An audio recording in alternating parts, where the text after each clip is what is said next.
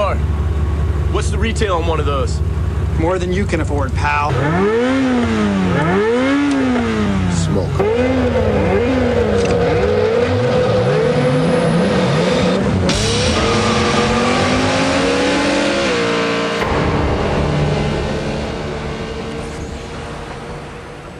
They were at the light, and they were gunning their engines, and when the light turned green, they all took off down this way, and a second later, I heard a bang, and I got up the ran to see, and cars were flying.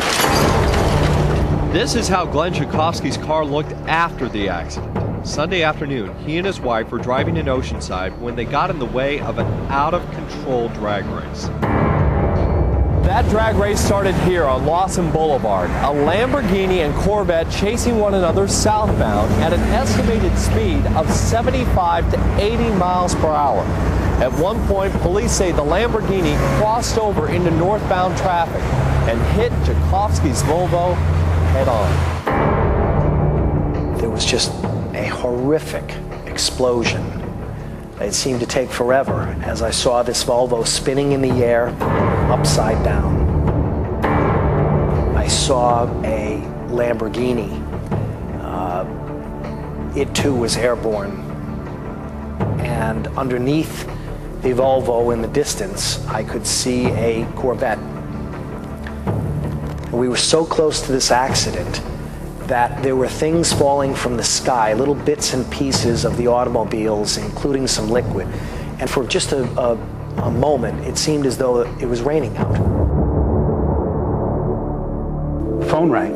I answered the phone, and there was someone at the other end of the phone that I really didn't recognize, and he said to me, "You have a sister-in-law whose name is Amy."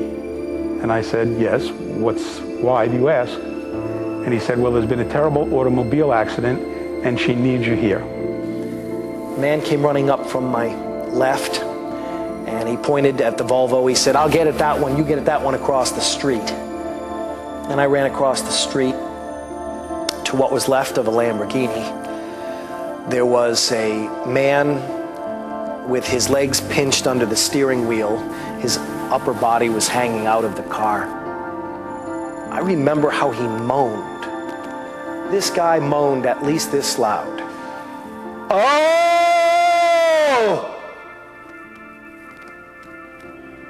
I mean, it was just this agonizing pain that he must have been in. And then his whole body just shook, and he went limp. And that was it. I knew he had it. I got to the scene of the accident, and I saw my brother lying on the ground, pretty mutilated.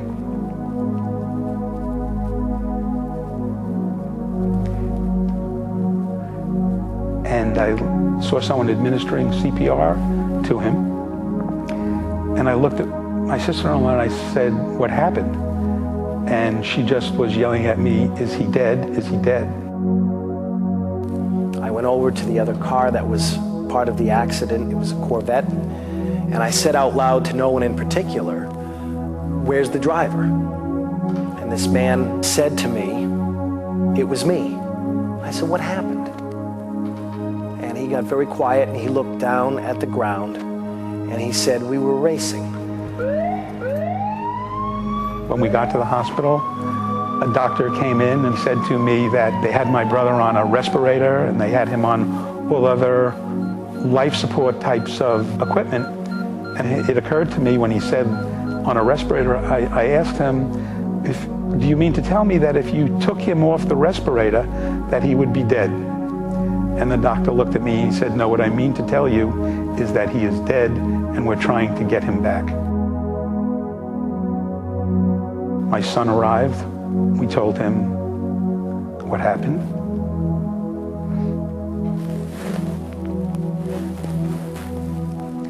He and his uncle were very, very close. And about 15 minutes later, the doctor came back in and told us that we had lost Glenn. Just the barely recognizable mangled remains of this 2001 Lamborghini. Police say the driver of this car, Michael Vasapoli, was drag racing against this 1994 Corvette, license plate Love to Accelerate, owned by 27-year-old Kevin Hart. Michael Vasapoli was operating a Lamborghini. He was killed, and the operator of the Volvo, Glenn Jakowski, was also killed. Both Jakowski's and Vasapoli's wives were with them in the cars. They were rushed to local hospitals. The head-on was with this Volvo, going somewhere else and in the wrong place at the wrong time. My niece and nephew had gone to sleepaway camp the day before the accident. The next day, my wife, Amy, and I drove up to the children's camp. The director had them brought into a room, and when they saw us, they were like visibly disoriented, like, why are you here? And then the older of the two became like white as a ghost and started to yell, what's wrong?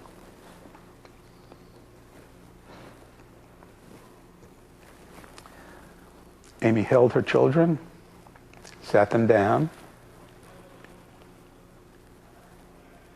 and told them that Mommy and Daddy were in a terrible car accident.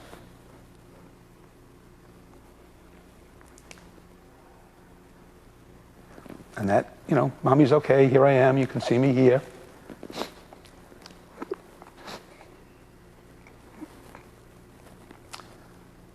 But that Daddy had to go to heaven.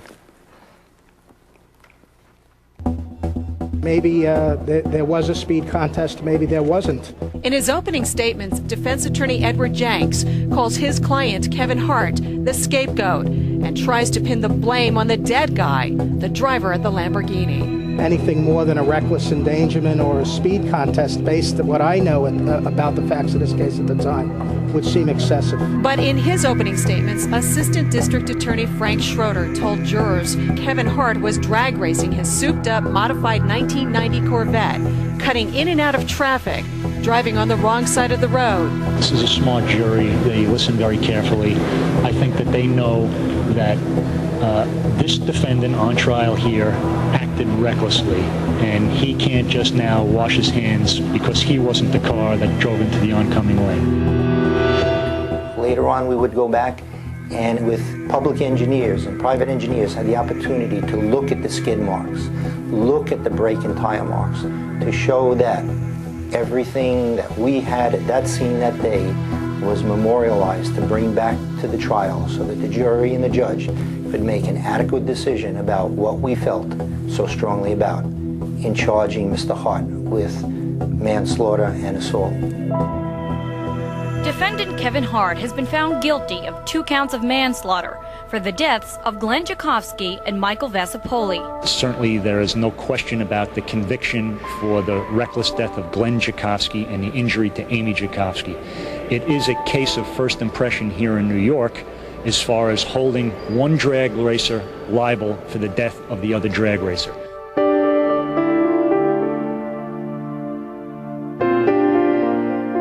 This is not some kind of a asterisk kind of homicide. This is a manslaughter, direct, pure, unadulterated. He's responsible for killing 2 people. 5 to 15 is very appropriate as far as sentencing goes. Family and friends of the defendant felt that a jail sentence was unfair.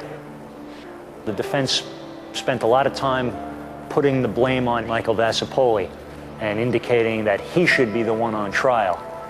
But I assure you that he did not get away with anything. At the young age of 30, he is dead. His family is without him. His wife is now a widow. She gave very dramatic testimony at trial.